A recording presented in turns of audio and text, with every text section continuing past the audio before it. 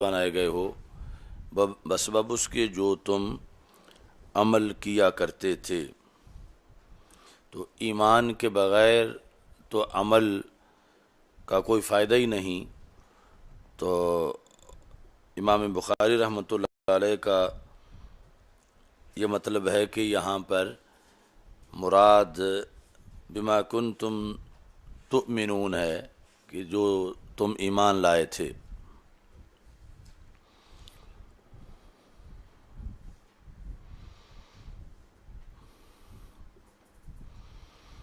باقی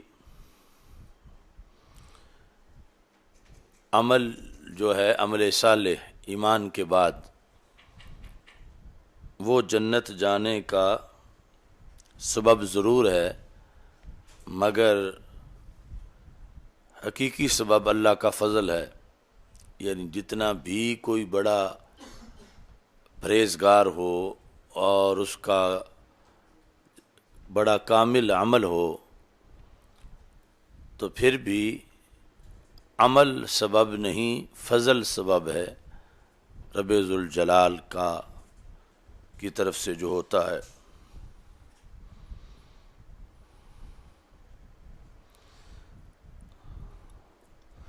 تو یہاں پر پھر سوال پیدا ہوتا ہے کہ یہ جو آیت ہے اس میں تو یہ بتایا گیا کہ جنت کا سبب عمل ہے، بما کنتم تعملون، اور دوسری طرف حدیث شریف ہے لن يدخل احدکم الجنۃ بعملہ، کہ ہرگز تم میں سے کوئی بندہ بھی اپنے عمل کی بدولت جنت میں نہیں جائے گا۔ لن يدخل یعنی تاکید نفی ہے، لن يدخل احدکم الجنۃ بعملہ۔ تو اب ان دو کے درمیان تطبیق کیا ہے، یعنی آیت اور حدیث کے درمیان؟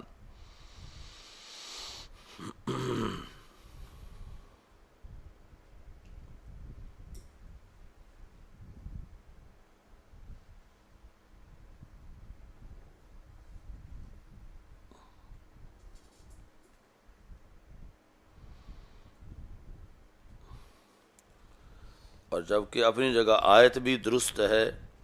اور حدیث بھی درست ہے۔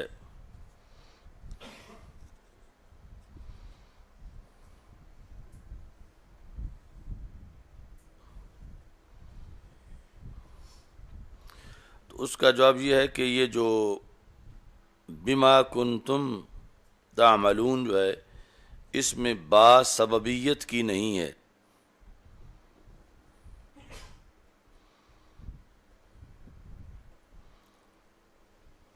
بلکہ ملابست کی ہے۔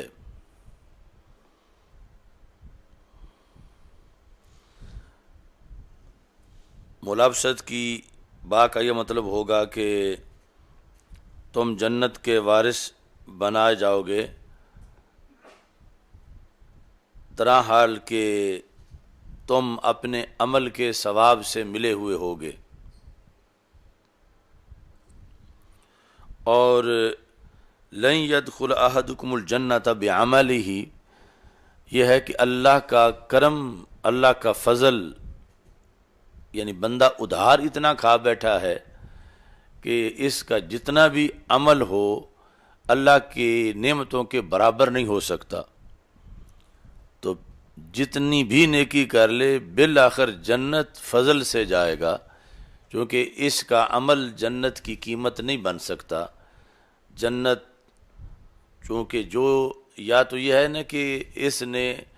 دنیا میں جو عمل کر رہا ہے وہ سارا اپنے سورسز سے کر رہا ہو اللہ کے فضل کے بغیر، تو اب اس کا عمل ہے مقابلے میں جنت ہو، تو یہ عمل کرنے سے پہلے کہیں زیادہ ادھار لے کے کھا چکا ہے، دوسرے معنوں میں اللہ سے۔ ایک نماز پڑھتا ہے تو اس کا جو اسے ثواب ملنا ہے اس سے کروڑ مرتبہ تو یہ پہلے اللہ کی نعمتیں کھا چکا ہے، تب اس نے نماز پڑھی ہے۔ اب جب اتنا پہلے لے چکا ہے تو آگے اس کو کیا دیا جائے، جبکہ اللہ نے پھر بھی وعدہ تو کیا ہوا ہے۔ تو اصل میں پھر اللہ کے فضل سے ہی جنت میں داخل ہو سکتا ہے۔ تو یہ تطبیق یہ ہے کہ نہ یہ ہے کہ کوئی یہ سن کے کہ کوئی عمل کی وجہ سے تو جنت داخل نہیں ہو سکتا، لہذا کہے کہ پھر عمل کا فائدہ ہی کوئی نہیں، پھر ہم کرتے ہی نہیں، تو یہ بھی درست نہیں۔ اور دوسری طرف یہ بھی درست نہیں کوئی کہے کہ میں نمازیں جو پڑھتا ہوں، روزے رکھتا ہوں، جنت میں نے نہیں جانا، تو کیوں نہیں جانا، میرے اتنے عمل ہیں۔ تو اس سے بھی روکا گیا کہ عمل پر بھی تکبر نہ کرو، عمل جتنا بھی ہو رب کا فضل ہوا تو پھر ہی جانا ہے، چونکہ تمہارا عمل اللہ کی نعمتوں کے مقابلے میں پورا اتر ہی نہیں سکتا، تو جتنا تمہارے عمل کی وجہ سے تمہارا حق بنتا ہے اتنا تم پہلے کھا چکے ہو۔ تو جانا ہے جنت میں تو اللہ کے فضل سے جانا ہے، تو عمل بھی ضروری ہے اور عمل پر تکبر کرنا بھی جائز نہیں ہے۔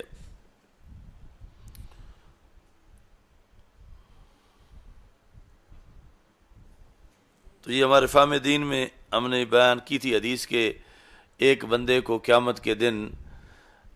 جب رب ذوالجلال فرمائے گا کہ چلو تم میرے فضل سے جنت میں داخل ہو جاؤ، اور وہ بندہ ایسا ہے کہ جس نے دنیا میں حد درجے کا عمل کیا ہوا ہے، یعنی اعمال صالحہ بہت زیادہ اس نے کیے ہیں ساری زندگی۔ تو جب اس وقت اسے یہ کہا جائے گا تو وہ کہے گا کہ یا اللہ نہیں، میں تو اپنے عمل کی وجہ سے جنت میں جاؤں گا۔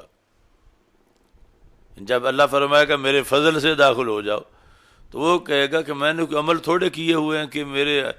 میں تو اپنے عمل کی بیس پہ جنت میں جاؤں گا۔ تو اللہ تعالیٰ فرشتوں کو کہے گا آپ اس کو جنت کے دروازے سے واپس لے آؤ، تو اس کا حساب کرتے ہیں۔ تو اللہ تعالیٰ اس کا حساب کرے گا، اور وہ بندہ ایسا تھا کہ جس کا عمل ریکارڈ عمل ہے، یہ ہم اتنا آج ہم میں سے کوئی کر ہی نہیں سکتا۔ یعنی وہ بچہ تھا تو کہیں پہاڑ کی چوٹی پر اس کے والدین نے اس کو چھوڑ دیا، والدین مر گئے یا جس طرح بھی، وہ وہاں ہی بڑا ہوا، اللہ نے اس کے لیے ایک انار کا پودا پیدا کیا جس پہ انار لگتا تھا، وہ انار کھاتا تھا روزانہ تازہ، اور کھاری پانی جو سمندر کا تھا اس کے لیے اللہ نے اس چھوٹی سی پہاڑی پہ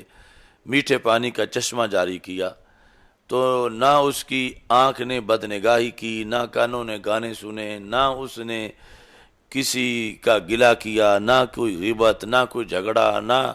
اس کا وقت کسی کی شادی میں گئے ہوئے گزرا، نہ اس کا کسی طرح کوئی ٹائم ضائع ہوا، ساری زندگی اس نے عمل کیا، اور پھر اسی طرح عمل کر کر کے وہ دنیا سے چلا گیا۔ اسے یہ تھا کہ میرا تو عمل بہت زیادہ ہے، تو اللہ تعالیٰ نے جب فرمایا کہ اب اس کا حساب کرو، تو اللہ تعالیٰ نے فرمایا کہ فرشتوں سے پوچھو میں نے تجھے آنکھیں دی تھیں تو ان آنکھوں کے بدلے میں تم نے میری کتنی بندگی کی، میں نے تجھے کان دیے تھے، ان کانوں کی وجہ سے جتنا تجھ پر لازم آتا تھا کہ تم میری بندگی کرتے وہ تم نے کتنی کی، میں تمہارے لیے تازہ انار روزانہ فراہم کرتا رہا، اس کی عوض میں تم نے کیا کیا۔ تو ابھی ایک دو چیزوں کا ذکر ہوا تھا کہ اس کی زندگی کے سارے عمل ختم ہو گئے، یعنی مثلا آنکھوں کے مقابلے میں، کانوں کے مقابلے میں تو نے کیا کیا، اب باقی ساری نعمتیں ابھی باقی تھیں، یہ احسانات، اور عمل تھا ہی کوئی نہیں۔ تو اللہ تعالیٰ نے حکم دیا فرشتوں اس کو اٹھاؤ جہنم میں پھینکو کہ اس پر اتنے میرے احسانات ہیں اور اس کا عمل ہے ہی نہیں۔ تو پھر کہنے لگا یا اللہ آپ اپنے فضل سے جنت میں داخل کر دے۔ تو اللہ تعالیٰ نے مہربانی کی، کہا کہ چلو ٹھیک ہے، اس کو جلدی سمجھ آ گئی ہے۔ تو یہ ہے کہ جنت میں اصل جو سبب ہے وہ اللہ کا فضل ہی ہے، کوئی کتنا ہی بڑا عمل کیوں نہ کر لے،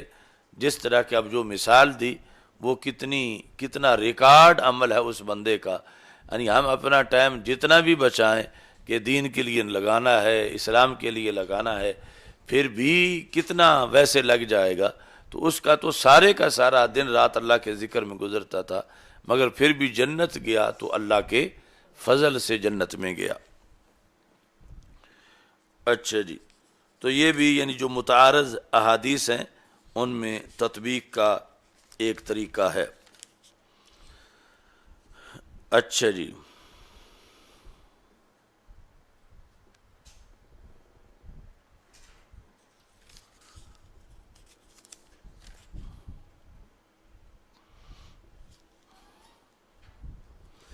اس پر جو استدلال کیا ہے امام بخاری رحمۃ اللہ علیہ نے کہ عمل بھی ایمان ہے، وہ حضرت ابو ہریرہ رضی اللہ تعالیٰ عنہ سے مروی ہے کہ رسول اکرم صلی اللہ علیہ وسلم سے سوال کیا گیا کون سا عمل سب سے افضل ہے، تو رسول اکرم صلی اللہ علیہ وسلم نے فرمایا اللہ اور اللہ کے رسول صلی اللہ علیہ وسلم پر ایمان لانا۔ تو استدلال یہ ہے کہ جو چیز سوال میں ماخوذ ہوتی ہے وہی جواب میں بھی ماخوذ ہوتی ہے، جو سوال میں ماخوذ ہو وہی جواب میں ماخوذ ہوتی ہے۔ یہ پچھلے سال کی جو ہماری باتیں تھیں عقیدہ معصومیت میں، اس کے اندر بھی یہ بطور دلیل پیش کیا تھا کہ جو چیز سوال میں ماخوذ ہو، اب مثال کے طور پر کوئی تجھ سے پوچھتا ہے بلا تشبیہ و تمثیل کہ آپ کے پاس کتنی روٹیاں ہیں، تو آپ جواب میں کہتے ہیں 6، تو اب اس کا یہ مطلب نہیں 6 کتابیں یا 6 قلم، مراد کیا ہے 6 روٹیاں۔ اگرچہ آپ نے 6 روٹیاں نہیں کہا لیکن 100% مراد جو ہے وہ 6 روٹیاں ہی ہیں، چونکہ جو چیز سوال میں معہود ہو مذکور ہو وہی جواب میں بھی ماخوذ ہوتی ہے۔ تو جب سوال کیا گیا رسول اکرم صلی اللہ علیہ وسلم سے ای العمل افضل، کہ کون سا عمل افضل ہے، تو اب جواب میں جو چیز آئے گی وہ عمل ضرور ہوگا، کیونکہ سوال عمل کے لحاظ سے ہے کہ اعمال میں سے عمل کون سا افضل ہے، تو رسول پاک صلی اللہ علیہ وسلم نے فرمایا ایمان باللہ ورسولہ۔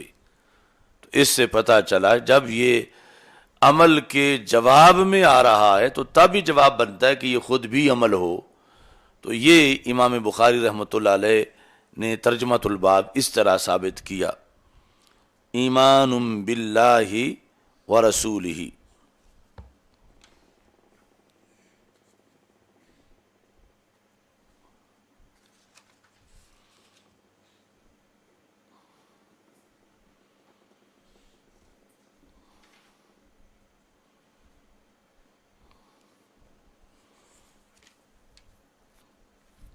ثم ماذا،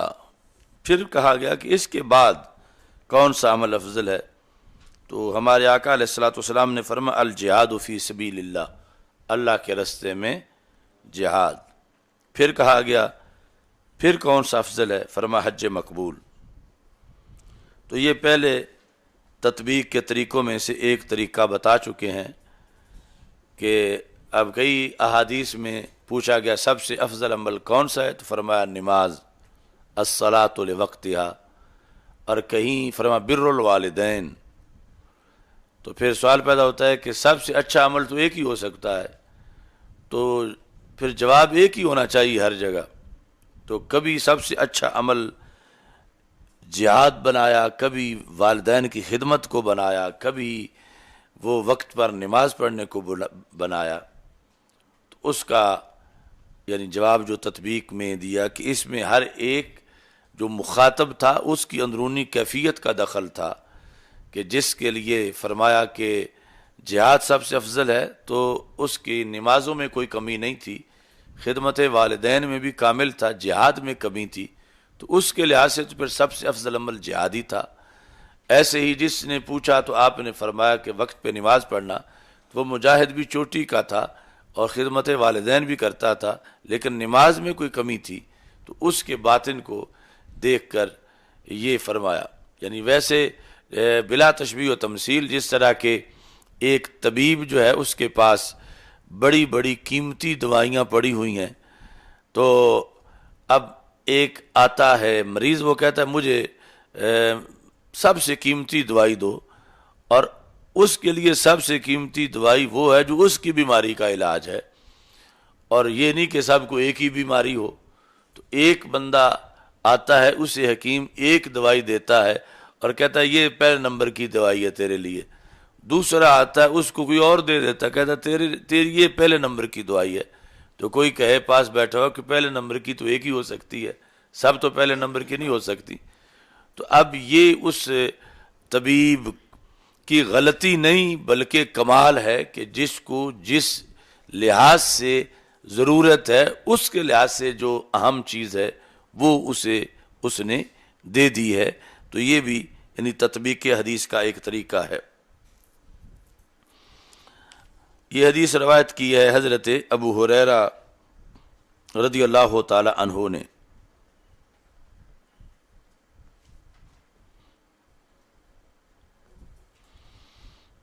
اور سعید بن مسیب رضی اللہ تعالیٰ عنہ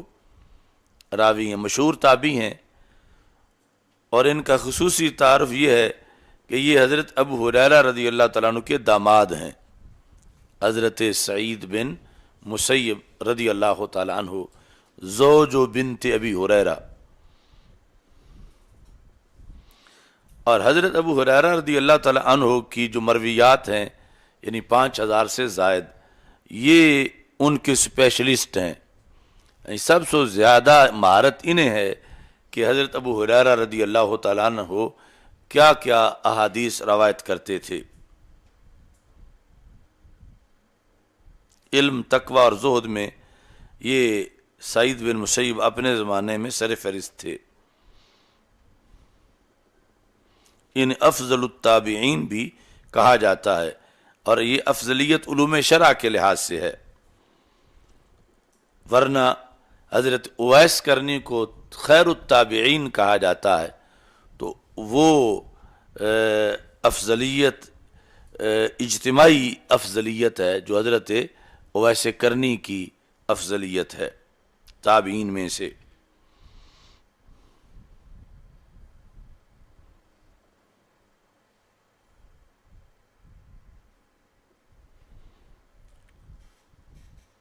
اچھا جی.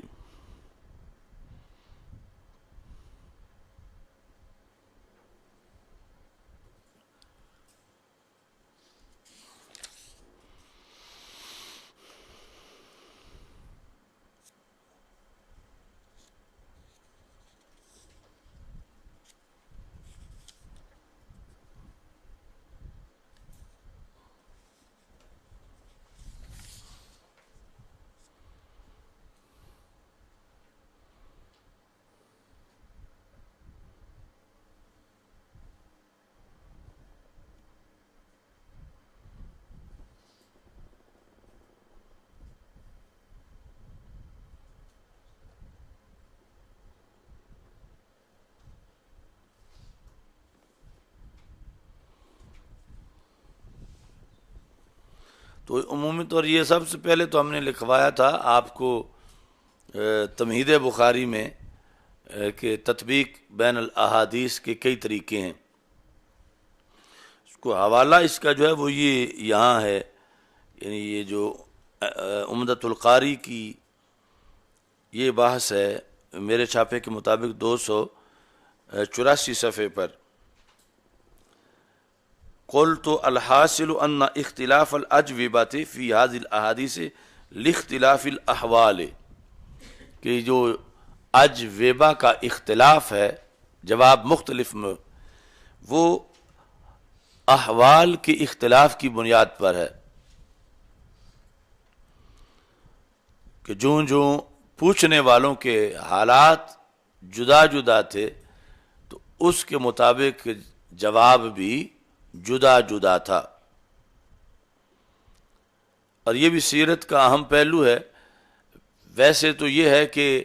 جب مثلا ایک لیڈر ہے بلا تشبیہ و تمثیل، اس سے اسلام آباد میں پریس کانفرنس میں سوال کیا گیا تو اس نے ایک جواب دیا، لاہور پہنچا وہی سوال کیا گیا، اس نے دوسرا جواب دیا، پھر پشاور گیا تو وہی سوال کیا گیا تو اس نے تیسرا جواب دیا. تو اب اس کو ایک عیب سمجھا جائے گا کہ یہ کسی ایک بات پر پکا ہی نہیں، کبھی یہ کچھ کہتا ہے، کبھی یہ کچھ کہتا ہے، کبھی یہ کچھ کہتا ہے. یا یہ ہوگا کہ یا تو اس کا حافظہ کمزور ہے کہ اس کو یہ پتہ نہیں کہ اسلام آباد میں اس بات کا کیا جواب دے چکا ہوں، اور لاہور میں آ کے اور دے رہا ہے، پشاور میں اور دے رہا ہے. اور اس طرح کر کے اس کو عیب سمجھا جائے گا. لیکن جو چیزیں عام لوگوں میں عیب تصور کی جاتی ہیں، تو سیرت کا کمال یہ ہے کہ وہاں عیب نہیں بلکہ وہاں بھی کمال نظر آتا ہے. جو عام لوگوں میں درجہ عیب میں بنتی ہیں دربار رسالت کے لحاظ سے، وہ چیزیں بھی بدرجہ کمال ان کو سمجھا جاتا ہے کہ ہر ایک کی جہت جدا ہے، اور ہر بندہ سائل کے دل کو نہیں پڑھ سکتا کہ اس کے لحاظ سے اہم چیز کون سی ہے. تو یہ علوم مصطفیٰ صلی اللہ علیہ وسلم کا کمال ہے کہ آپ نے پھر سائل کے باطن کو دیکھ کر، اس کے پس منظر کو دیکھ کر، اس کے حالات کو دیکھ کر، جو اس کے لیے سب سے اہم چیز تھی اس کا بیان کیا. اور ایسے اس کا دوسرا بھی بیان کیا تھا، آپ کو شاید یاد ہوگا کہ کبھی اختلاف اجوبہ کے اندر رسول پاک صلی اللہ علیہ وسلم کی اپنی کیفیات کا بھی دخل ہوتا ہے. یعنی سوال ایک ہے، جواب دو ہیں، تعارض ہے جوابوں میں، اس میں رسول پاک صلی اللہ علیہ وسلم کی اپنی کیفیات کا بھی دخل ہوتا ہے. چونکہ آپ کی دو حالتیں ہیں، کبھی آپ کی نگاہ اللہ کی شان جلال پہ ہوتی ہے، کبھی شان جمال پہ ہوتی ہے. تو جب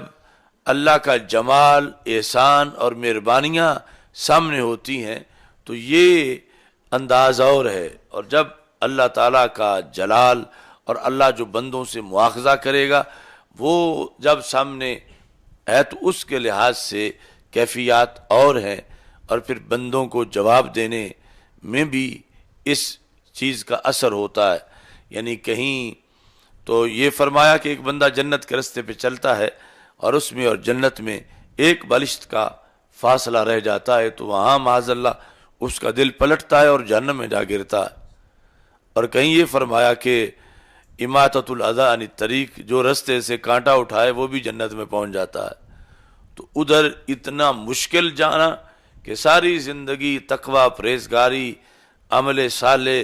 اور بندہ خواہشات سے دور ہے اور پھر بھی جنت نہیں ملی، اور ادھر اتنی آسان کہ رستے سے تکلیف دینے والی چیز جو اٹھائی ہے تو جنت مل گئی ہے. تو یہ مقام تھا جب شان جمال پیش نظر تھی کہ رب تو اتنا مہربان ہے، اس نے اتنے پر بھی جنت دے دینی ہے. اور دوسری طرف جو ہے جو ایک بلشت والی حدیث ہے کہ اس میں شان جلال پیش نظر ہے کہ رب ذوالجلال اگر حساب لینے پہ آ گیا تو پھر معاملہ بڑا مشکل ہو جائے گا. اور یہ یعنی مختلف جو اجوبہ ہیں ان کے اندر رسول پاک صلی اللہ علیہ وسلم کی اپنی کیفیات کا بھی دخل ہے.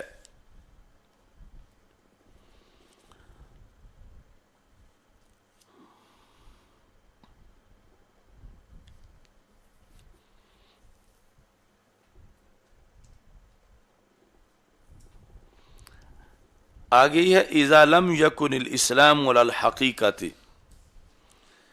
جب کسی کا اسلام حقیقت پر نہ ہو، یعنی اسلام تو ہو مگر حقیقی اسلام نہ ہو. وکان علی الاستسلام، اور اس کا اسلام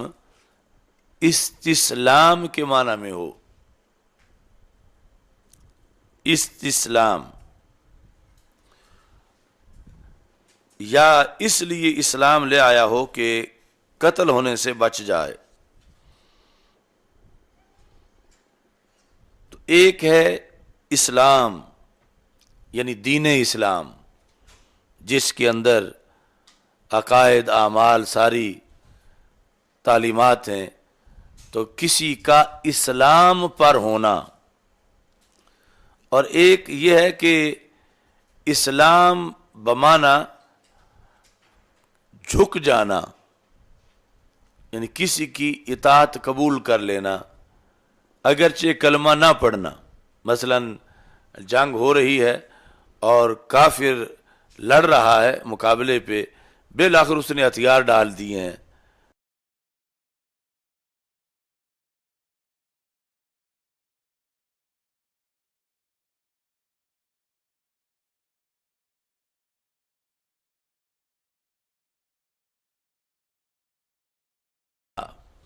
کہ اعراب نے کہا ہم ایمان لے آئے، اللہ تعالیٰ نے فرمایا تم ایمان نہیں لائے، تم اسلام لائے۔ وَلَمَّا يَدْخُلِ الْإِيمَانُ فِي قُلُوبِكُمْ، ابھی تک تو ایمان تمہارے دلوں میں داخل نہیں ہوا، یعنی ظاہری انقیاد، ظاہری کسی کا مطیع ہو جانا، یہ بھی اسلام ہے، اور یہ اسلام کا مجازی معنی ہے، یعنی استسلام کے معنی میں ہے، اور حقیقی معنی یہ ہے کہ جب اسلام ایمان کے معنی میں ہو کہ دل کے اندر ایمان داخل ہو جائے۔ اچھا جی، اور جس وقت اسلام حقیقت پر ہو تو پھر وہ اس آیت میں استعمال ہے ان الدین عند اللہ الاسلام، یہ اسلام جو ہے یہ اپنے حقیقی معنی میں ہے۔ اور ایسے ہی وَمَن يَبْتَغِ غَيْرَ الْإِسْلَامِ دِينًا فَلَن يُقْبَلَ مِنْهُ، جو اسلام کے علاوہ کوئی دین ڈھونڈتا ہے تو وہ دین چاہتا ہے تو وہ دین اس سے قبول نہیں کیا جائے گا۔ اچھا جی،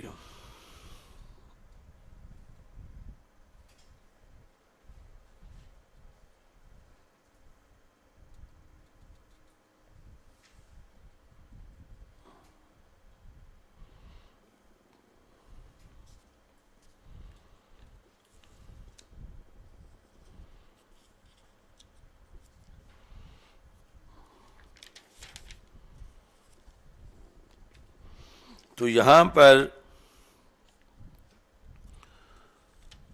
جو حدیث شریف ہے اس کے راوی ہیں حضرت سعد بن ابی وقاص رضی اللہ تعالیٰ عنہ۔ حضرت سعد بن ابی وقاص رضی اللہ تعالیٰ عنہ عشرہ مبشرہ میں سے ایک ہیں،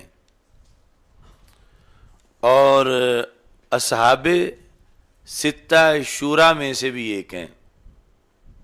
اصحاب ستہ شورا وہ جانتے ہو نا کون ہیں؟ اصحاب ستہ، ایک تو سیاہ ستہ، ایک تو میں پڑھایا تھا رجال ستہ۔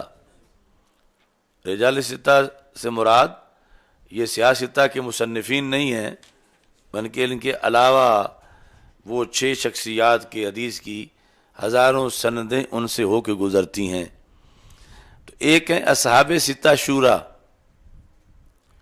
تو اصحاب ستہ شورا وہ ہیں کہ جب حضرت عمر رضی اللہ تعالیٰ عنہ کے وصال کا وقت قریب تھا تو آپ سے کہا گیا کہ آپ اپنا جانشین نامزد کر دیں، تو آپ نے فرمایا کہ میں جانشین نامزد نہیں کروں گا، میں ایک شورا تشکیل دیتا ہوں، 6 ہستیوں کے نام، یہ بیٹھ کے فیصلہ کر لیں گے کہ ان میں سے امیر کون ہوگا۔ اور اس شورا کے اندر اپنے بیٹے کو شامل نہ کیا، حضرت عبداللہ بن عمر رضی اللہ تعالیٰ عنہ کو، کہ جو بھی امیر المومنین ہوگا ان 6 میں سے ہوگا، اور یہ 6 آپس میں بیٹھ کے مشورے سے اسے منتخب کریں گے۔ تو ان 6 نے پھر حضرت عثمان غنی رضی اللہ تعالیٰ عنہ کو منتخب کیا، تو انہیں کہتے ہیں اصحاب ستہ شورا۔ تو ان اصحاب ستہ شورا میں حضرت سعد بن ابی وقاص رضی اللہ تعالی عنہ بھی تھے، حضرت مولا علی رضی اللہ تعالیٰ عنہ بھی تھے، حضرت طلحہ رضی اللہ تعالیٰ عنہ، حضرت زبیر رضی اللہ تعالیٰ عنہ، تو یہ بھی ان میں موجود تھے، حضرت سعد بن ابی وقاص رضی اللہ تعالی عنہ۔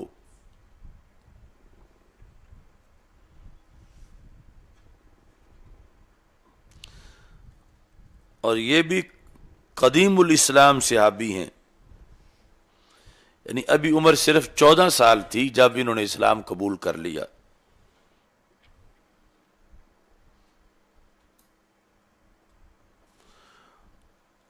اور ابھی صرف 4 سواریاں اسلام کی گاڑی پہ سوار ہوئی تھیں، تو 5ویں سواری یہ تھی، یا ایک روایت کے مطابق صرف 6 شخص ابھی دائرہ اسلام میں داخل ہوئے تھے کہ 7ویں نمبر پر حضرت سعد رضی اللہ تعالیٰ عنہ نے بھی اسلام قبول کیا۔ اور ان کی خصوصی شان یہ بھی ہے کہ یہ بڑے مجاب الدعوہ تھے۔ اللہ تو مجیب الدعوہ ہے، دعا قبول کرتا ہے، یعنی ان کی دعا جو ہے نا، دعا پھٹ لگتی تھی جیسی بھی کرتے تھے کسی کے بارے میں، یعنی جس کو عرف عام میں لوگ بد دعا کہتے ہیں، جو بد دعا نہیں کہنا چاہیے، یعنی کسی کے خلاف اگر یہ دعائے نقصان کر دیتے تھے تو وہ فوراً ویسے ہی ہو جاتا تھا۔ یعنی یہ بڑے سیف اللسان ولی تھے کہ جن کی زبان بڑی تلوار کی طرح تھی، اور اللہ ان کی دعا بہت قبول فرماتا تھا۔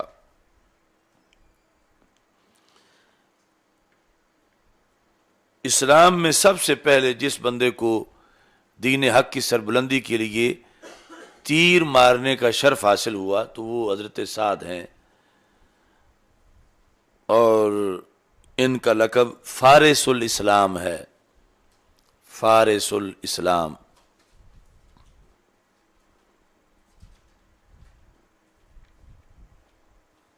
دو 270 حدیثیں انہوں نے روایت کی ہیں۔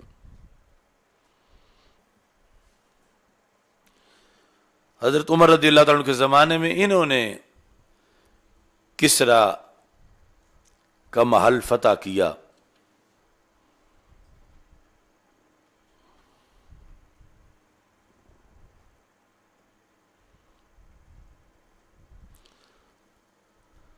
اور جب حضرت عثمان غنی رضی اللہ تعالیٰ عنہ کی شہادت کے بعد اختلافات شروع ہو گئے صحابہ رضی اللہ تعالیٰ عنہ میں، تو ایک طرف حضرت مولا علی رضی اللہ تعالیٰ عنہ تھے، دوسری طرف حضرت امیر معاویہ اور حضرت عائشہ صدیقہ رضی اللہ تعالیٰ عنہما۔ تو یہ 2 دھڑے جو صحابہ کے تھے، ایک درمیان میں تیسرا بھی تھا جو غیر جانبدار ہو کے گھروں میں بیٹھ گئے۔ تو حضرت سعد ان میں سے تھے کہ جو کسی طرف بھی شریک شامل نہ ہوئے، اور بالکل آپ جو ہیں وہ خلوت نشین ہو گئے۔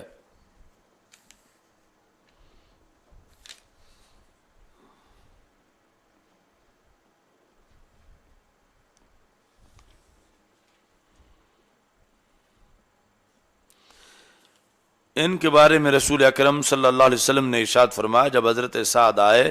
تو سرکار دو عالم صلی اللہ علیہ وسلم نے فرمایا، ھذا خالی، یہ میرے ماموں ہیں، فلیورنی امرؤ خالہ، کوئی بندہ میرے ماموں جیسا ماموں تے دکھائے اپنا، یہ میرے ماموں ہیں۔ چونکہ رسول پاک صلی اللہ علیہ وسلم کی امی جان حضرت آمنہ بنت وہب بن عبد مناف، اور ادھر جو حضرت سعد ہیں یہ تھے سعد بن مالک بن وہیب، اوپر وہب اور وہیب بھائی تھے، وہب اور وہیب، یعنی وہب جو ہیں وہ رسول اکرم صلی اللہ علیہ وسلم کے نانا ہیں، آمنہ بنت وہب، سیدہ آمنہ رضی اللہ تعالی عنہا کی ابا جی، ان کا نام وہب تھا، اور حضرت سعد بن مالک جو ہیں ان کے دادا جان کا نام وہیب تھا، اور وہب اور وہیب آپس میں بھائی تھے۔ تو اس بنیاد پر رسول اکرم صلی اللہ علیہ وسلم نے ان کو اپنا ماموں قرار دیا۔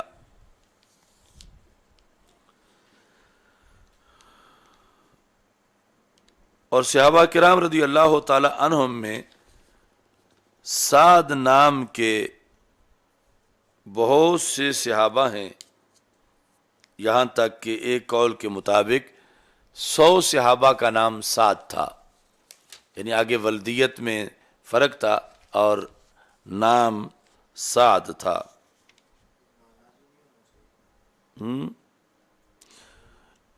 یعنی وہ جو کہ اس طرف رشتہ دار بن رہے تھے اس جہت میں، تو رسول اکرم صلی اللہ علیہ وسلم نے اس واسطے یعنی خال سے تعبیر کیا کہ ننہال میں سے ہیں۔ آگے پھر یعنی جس وقت اسی میں مجازن نانا اور نانے سے بھی پڑنانا یا وہ بولا جا سکتا ہے، لیکن اصل میں یعنی خال کے ساتھ رسول اکرم صلی اللہ علیہ وسلم نے تعبیر فرمایا۔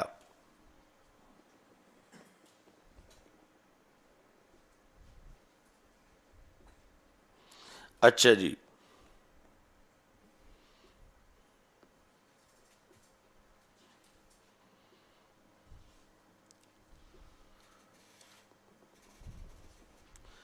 تو سیاسی طور پر بھی ان کا کردار بہت اہم تھا کہ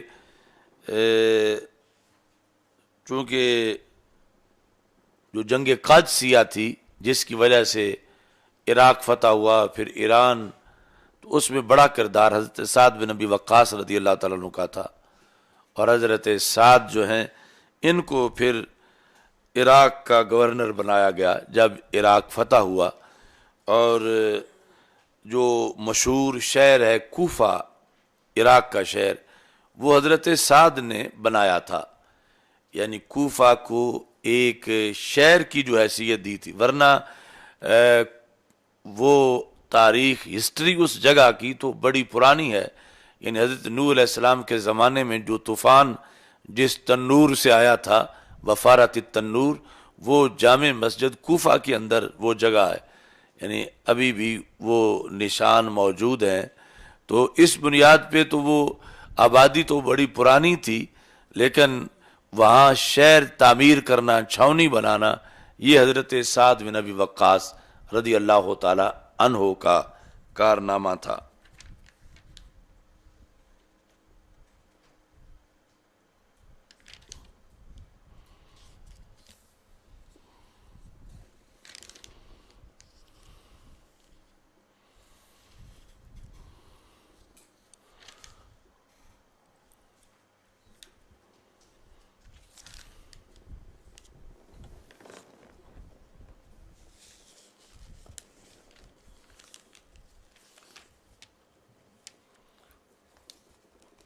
اور ان کے بارے میں پہلے کئی بار بتایا ہوا ہے،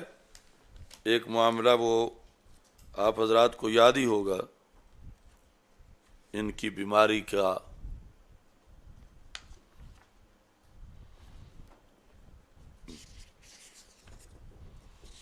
نہیں یاد آ رہا؟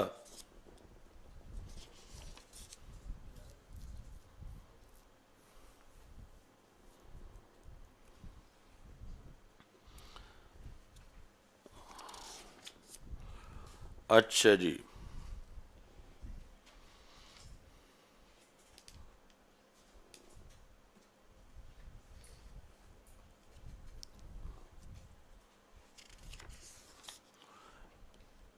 یہ تمہارے حاشیے پہ بھی لکھا ہوگا۔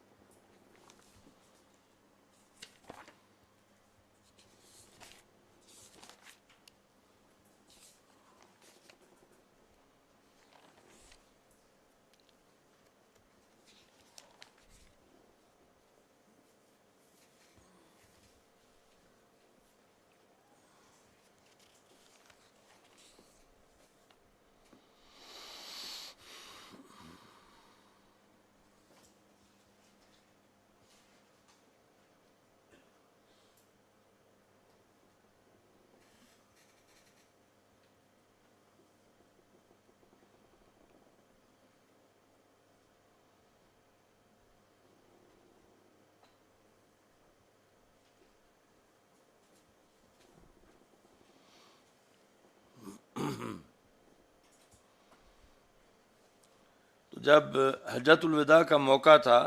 تو حضرت سعد رضی اللہ تعالیٰ عنہ بیمار ہو گئے، اور بیماری اتنی شدید تھی کہ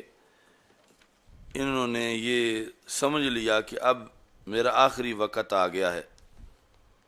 رسول اکرم صلی اللہ علیہ وسلم عیادت کے لیے ان کے خیمے میں تشریف لے گئے تو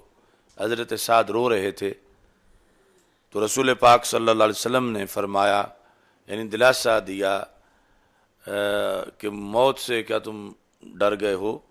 تو حضرت سعد نے کہا میں موت سے نہیں ڈرا، لیکن میں اپنے ایک نقصان پہ رو رہا ہوں کہ ہجرت کر کے ہم گئے تھے مدینہ منورہ، تو مدینہ منورہ میں موت آتی تو بڑی شان ہوتی، اب موت کے وقت پھر واپس مکہ مکرمہ میں آ گیا ہوں، تو مدینہ منورہ میں فوت ہونے کا جو ثواب تھا وہ میرا نہیں ملے گا، یہ مجھے اس پر رونا آ رہا ہے۔ تو رسول اکرم صلی اللہ علیہ وسلم نے فرمایا کہ ان اللہ ینفع بک اقواما ویضر بک آخرین، کہ ابھی تو تمہارے فوت ہونے کا وقت نہیں آیا، ابھی تو اللہ تمہاری وجہ سے بہت سی قوموں کو نقصان دے گا، بہت سی قوموں کو نفع دے گا۔ تو یہ یعنی حجۃ الوداع کا موقع تھا 10 ہجری، اور پھر یہ 54 ہجری تک زندہ تھے، اور اس وقت ان کی صرف ایک بیٹی تھی، اور مسئلہ پوچھ رہے تھے وراثت کا، تو اس کے بعد ان کے سارے بیٹے ہوئے، اور یہ جہاں اس حدیث کے جو راوی ہیں یہ بیٹے بھی اور باقی ان کے بھائی بھی۔ تو اس طرح یعنی رسول پاک صلی اللہ علیہ وسلم نے غیب کی خبر دی ان کے بارے میں، اور کہا کہ ابھی تو اللہ نے آپ سے بہت سا کام لینا ہے، اور بہت سی قوموں کو آپ کی وجہ سے فائدہ پہنچے گا۔ تو جن قوموں کو آپ کی وجہ سے فائدہ پہنچا ان میں ہم عجم والے بھی ہیں، یعنی یہ جو ایران تک اسلام پہنچا تو حضرت سعد بن ابی وقاص کے زور بازو سے پہنچا، اور ایران سے بلوچستان اور یہ اس ایریے تک ان کا فیض آیا، تو رسول پاک صلی اللہ علیہ وسلم نے یعنی اس وقت یہ ارشاد فرمایا تھا کہ اللہ تمہاری وجہ سے بہت سی قوموں کو فائدہ پہنچائے گا۔ اچھا جی، تو حضرت سعد کہتے ہیں کہ رسول اکرم صلی اللہ علیہ وسلم کے پاس ایک جماعت آئی، راحت، وہ 9 مسلم لوگ تھے، 10 سے کم جو وفد ہو اس کو راحت کہتے ہیں۔ تو جب وہ آئے تو ان میں یعنی ایک تو پرانے مسلمان تھے، باقی نئے نئے لوگ تھے۔ رسول پاک صلی اللہ علیہ وسلم نے ان سب کو ان کے ساتھ مالی تعاون کیا تالیف قلبی کے لیے کہ یہ نئے نئے لوگ آئے ہیں تو کچھ نہ کچھ انہیں دیا، لیکن ایک بندے کو کچھ بھی نہ دیا ان میں سے، اس راحت میں سے، اور وہی ان سب میں سے افضل بھی تھا، حضرت سعد رضی اللہ تعالی عنہ کی معلومات کے مطابق کہ مثلا باقی سارے اب کلمہ پڑھ رہے ہیں اور ایک جو ہے اس نے اسلام کے لیے بڑی خدمات سر انجام دی ہوئی ہیں اور وہ محروم رہ گیا، باقی سب کو رسول پاک صلی اللہ علیہ وسلم نے عطا فرمایا۔ وسعد جالس، آپ بیٹھے تھے، فتارہ کا رسول اللہ صلی اللہ علیہ وسلم رجلاً، نبی اکرم صلی اللہ علیہ وسلم نے ایک بندے کو چھوڑ دیا، یعنی کچھ دینے سے حصی طور پر اس کی جھولی میں کچھ ڈالنے سے اسے محروم رکھا۔ اور حضرت سعد کہتے ہیں وَأَعْجَبُهُمْ إِلَيَّ، حالانکہ ان سب میں سے مجھے تو وہی زیادہ پسند تھا، یعنی اس کی خدمات کی وجہ سے وہ اعجب تھا۔ تو کہتے ہیں میں نے کہا یا رسول اللہ صلی اللہ علیہ وسلم ما لک ان فلان، یہ سوال حکمت کے لیے ہے، تنقید کے لیے نہیں۔ ما لک ان فلاں، فلاں سے آپ کا ایسا معاملہ کیوں ہے کہ باقی سب کو دیا، اسے نہیں دیا، حالانکہ یہ ان سب میں سے زیادہ اچھا ہے۔ فواللہ انی لأراہ مؤمنا، خدا کی قسم میں تو اس کو مومن سمجھتا ہوں۔ تو رسول پاک صلی اللہ علیہ وسلم نے فرمایا آوا مسلمہ، کیا مسلمان سمجھتے ہو؟ فسکت تو قلیلا، کہتے ہیں میں تھوڑی دیر چپ ہو گیا۔ ثم غلبنی ما اعلم منہ، تو علم چپ نہیں کرنے دیتا، تو کہتے ہیں پھر مجھ پر غالب آ گیا وہ علم جو مجھے اس بندے کے بارے میں تھا۔ یعنی بندہ ان 9 بندوں میں سے سب سے زیادہ اہم بندہ ہے خدمت اسلام کے لحاظ سے، اور یہی محروم رہ رہا ہے، باقی سب کو حصہ ملا ہے، اسے نہیں ملا۔ تو جو اس کے بارے میں مجھے علم تھا وہ مجھ پہ غالب آ گیا، تو اس نے میری خاموشی توڑ دی۔ میں بڑا کنٹرول کر کے بیٹھا ہوا تھا کہ آپ ایک بار جو کہا ہے، تو رسول پاک صلی اللہ علیہ وسلم نے آگے سے یہ جواب دیا ہے تو میں اب نہ بولوں۔ بڑا میں نے صبر کیا، لیکن جو مجھے معلومات تھیں وہ پھر مجھ پہ غالب آ گئیں اور پھر میں بول پڑا۔ تو کہتے ہیں جس وقت فعدت لمقالتی، میں نے دوبارہ وہی بات کہی کہ یا رسول اللہ صلی اللہ علیہ وسلم، آپ نے سب کو دیا، اور ان میں سے اعجب الیہ،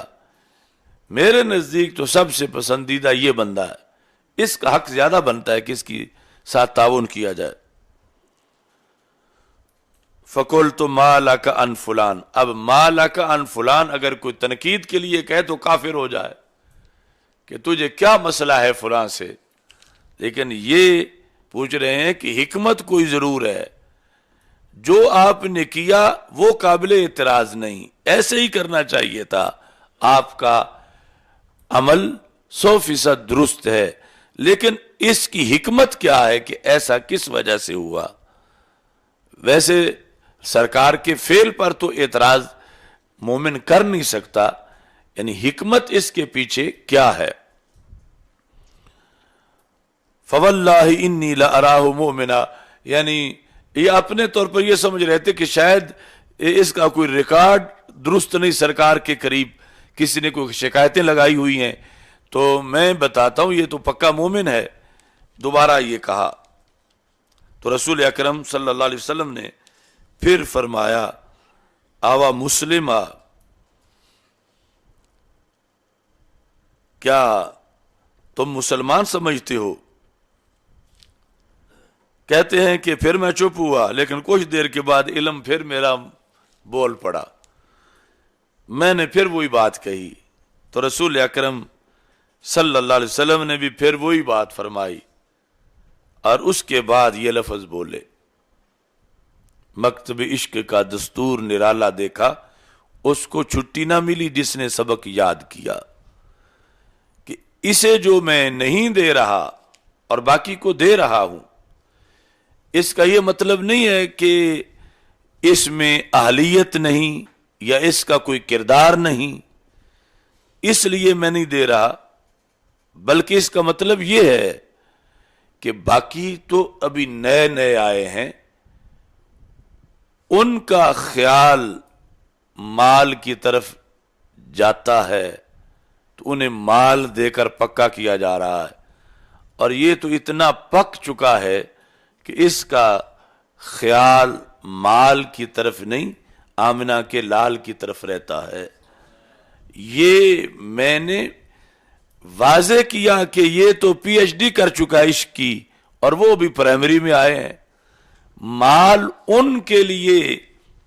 ان کے شایان شان ہے، اور اس کے شایان شان مال نہیں رہا، یہ اس سے کافی آگے گزر چکا ہے، تو میرا اسے محروم رکھنا بظاہر یہ اس لیے نہیں کہ یہ نااہل ہے، یہ اس لیے ہے کہ باقی میں اور اس میں فرق ہے کہ یہ باقی لوگوں سے کہیں آگے اس کا درجہ ہے، تو اس بنیاد پر میں نے اس کی شان کے اظہار کے لیے اسے محروم رکھا۔ یہ ہے کہ ہمارے آقا صلی اللہ علیہ وسلم ہمہ جہت رحمت ہیں، اگر مال دیں پھر بھی رحمت ہیں، نہ دیں پھر اس سے بھی بڑی رحمت ہے، کہ یہ واضح کر دیا کہ یہ عام لوگوں کے مقابلے میں ان کا درجہ بڑا بلند ہے، یہ عشق کے سارے امتحان پاس کر کے آگے جا چکے ہیں۔ اس بنیاد پر یہ نشاندہی کرنے کے لیے کہ سب کو پرائمری کا سٹوڈنٹ نہ سمجھو، بلکہ ان میں سے یہ 9 بندے جو ہیں باقی پرائمری والے ہیں اور یہ سارے امتحان پاس کر چکے ہیں، اس لیے میں نے ان کو بظاہر محروم رکھا، لیکن سب سے زیادہ نوازا کہ باقی سارے مال لے کے جا رہے ہیں اور یہ اپنے محبوب کے جمال کا خیال لے کے جا رہا ہے۔ اب یہاں پر کہتے ہیں کہ جس وقت میں نے یہ کہا تو رسول پاک صلی اللہ علیہ وسلم نے فرمایا یا سعد انی لأعطی الرجل، یعنی عام دستور یہ ہے کہ جب کوئی کسی کو دیتا ہے تو دیکھنے والے کو لگتا ہے کہ یہ اس پہ بڑا مہربان ہے، چونکہ اس نے اس کو اتنے پیسے دیے ہیں،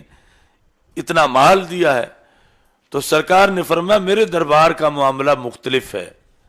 انی لأعطی الرجل، میں کچھ لوگوں کو مال دیتا ہوں، وغیرہ احب الی، حالانکہ جس کو مال دیا یہ اتنا پیارا نہیں جتنا وہ پیارا جس کو نہیں دیا، وغیرہ احب الی، حالانکہ جو اس کا غیر ہے، یعنی مال دینے والوں کا غیر اس وقت کون ہے؟ وہ ایک بندہ جس کے بارے میں حضرت سعد کہہ رہے ہیں وغیرہ احب الی، سپرلیٹو ڈگری ہے کہ ان کے مقابلے میں پیارے تو وہ بھی ہیں کہ دین اسلام میں داخل ہوئے، مگر یہ احب ہے، ان سے بڑا محبوب ہے۔ تو یہ ہے کہ مکتب عشق کا دستور نرالا دیکھا، اس کو چھٹی نہ ملی جس نے سبق یاد کیا، کہ ویسے تو سبق یاد کرنے والوں کو چھٹی مل جاتی ہے کہ انہوں نے یاد جو کر لیا تو اب چھٹی کے مستحق ہیں،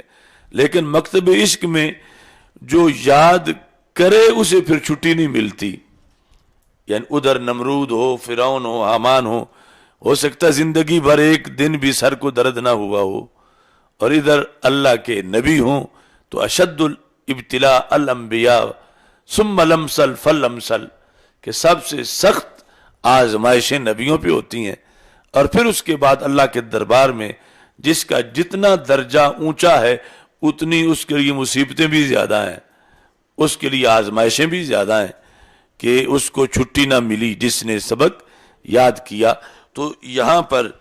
یعنی یہ اس بات کی بھی دلیل ہے کہ مصطفیٰ جان رحمت پہ لاکھوں سلام، کہ ہمارے آقا صلی اللہ علیہ وسلم رحمت للعالمین ہیں،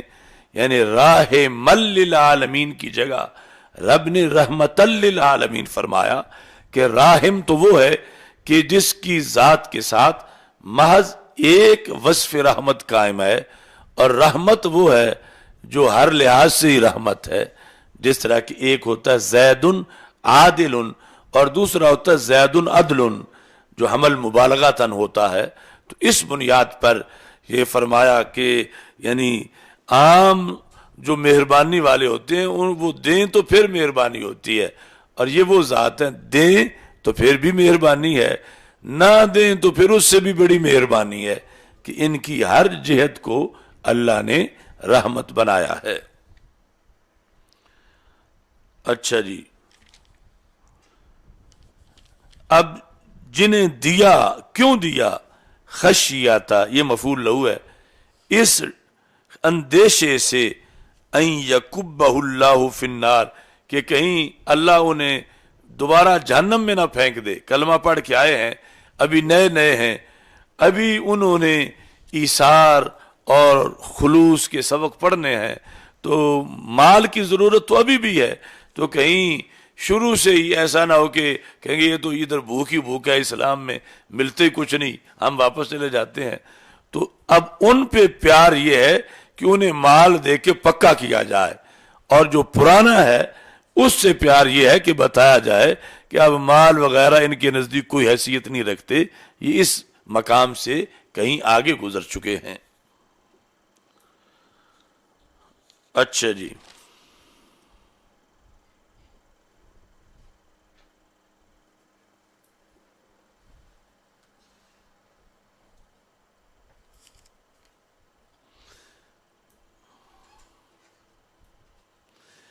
یہ جو بندے تھے ان کا نام تھا حضرت جعیل بن سراقہ، جعیل، جعل سے تصغیر، جعیل بن سراقہ، یعنی جن کے بارے میں حضرت سعد بار بار سوال کر رہے تھے کہ انہیں کیوں نہیں ملا، یہ بھی تو پرانے خادم ہیں۔ اچھا جی،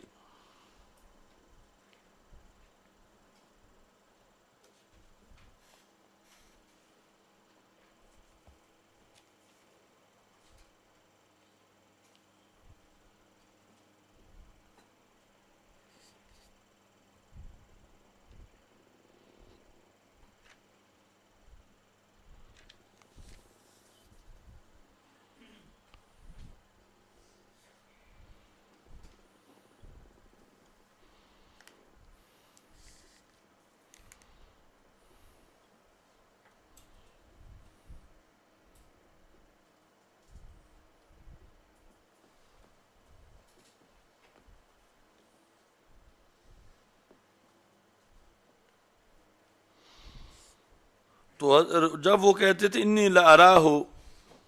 یا انی لأراہ مؤمنا، تو رسول پاک صلی اللہ علیہ وسلم آگے فرماتے تھے ابا مسلمہ۔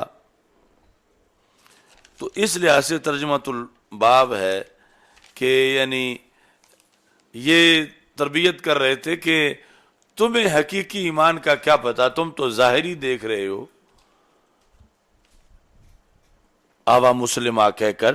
رسول پاک صلی اللہ علیہ وسلم یہ فرما رہے تھے، حالانکہ وہ تو باطن میں بھی مومن ہی تھے، لیکن رسول اکرم صلی اللہ علیہ وسلم انہیں احتیاط سے بولنے کے لیے فرما رہے تھے۔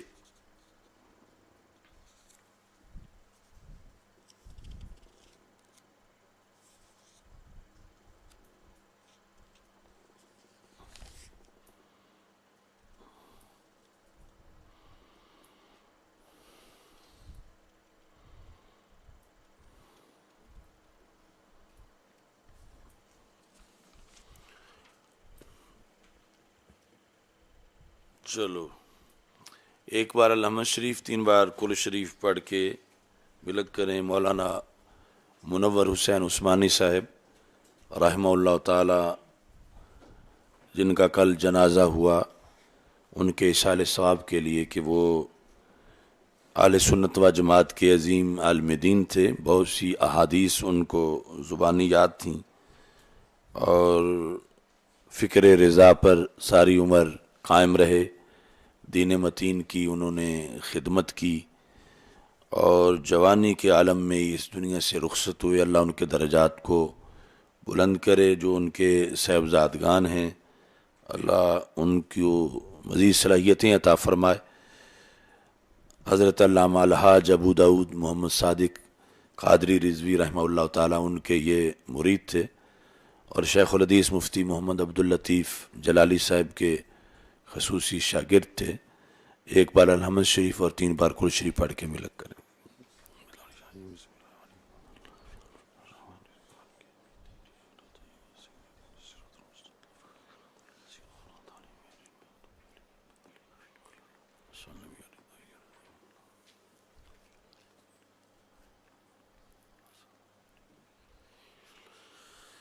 الحمدللہ رب العالمین والعاقبۃ للمتقین والصلاۃ والسلام علی رسول الکریم۔ یا اللہ جو کلام پر اس پہ سامرت فرماس کا صاحب رسول اکرم صلی اللہ علیہ وسلم،